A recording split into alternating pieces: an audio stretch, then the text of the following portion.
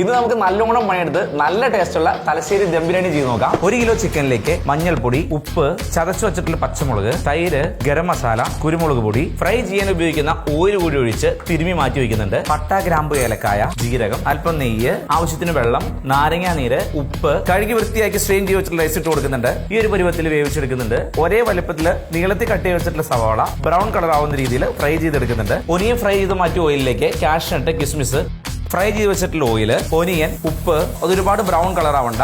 ഈ ഒരു സമയത്ത് നമ്മൾ ഇതിലേക്ക് തക്കാളി ഇട്ട് അതൊന്ന് വഴറ്റി വെളുത്തുള്ളി ചതച്ചത്, ഇഞ്ചി, പച്ചമുളക് അത് 2 മിനിറ്റോളം മിക്സ് ചെയ്തതിനു ശേഷം അതിലേക്ക് മഞ്ഞപ്പൊടി ഇട്ട് കൊടുത്ത് ഒന്ന് ഇളക്കി കൊടുക്കുക. നേരത്തെ പൊടിച്ചു വെച്ചിട്ടുള്ള ഗരം മസാല എങ്ങനെ പൊടിക്കേണ്ടതെന്നുള്ളത് താഴെ കൊടുത്തിട്ടുണ്ട്.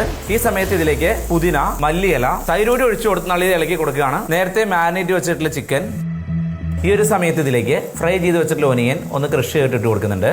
മല്ലിയില, പുതിന, അല്പം കൂടെ ബിരിയാണി മസാല, അല്പം നെയ്യ്. നമ്മുടെ ചിക്കൻ ഒരു 90% കുക്കായി കഴിഞ്ഞു. സ്ട്രെയിൻ ചെയ്ത് വെച്ചിട്ടുള്ള റൈസ് ഇട്ട് കൊടുക്കുകയാണ്. റോസ് വാട്ടർ മഞ്ഞപ്പൊടി മിക്സ് ചെയ്ത് ജസ്റ്റ് ഒഴിച്ചു കൊടുക്കുന്നുണ്ട്. ഫ്രൈഡ് ഒനിയൻ, ഫ്രൈ ചെയ്ത് വെച്ചിട്ടുള്ള കാഷ്നട്ട്, കിസ്മിസ്, മല്ലിയില, പുതിനയില, അല്പം നെയ്യ് കൂടി ഒഴിച്ചു കൊടുത്ത് വളരെ കുറഞ്ഞ തീയിൽ 2 മിനിറ്റോളം വേവിച്ച് വെച്ച സാധനം ഓഫ് ചെയ്ത് 20 മിനിറ്റോളം അടച്ചു വെച്ച് ദം പൊട്ടിക്കുകയാണ്.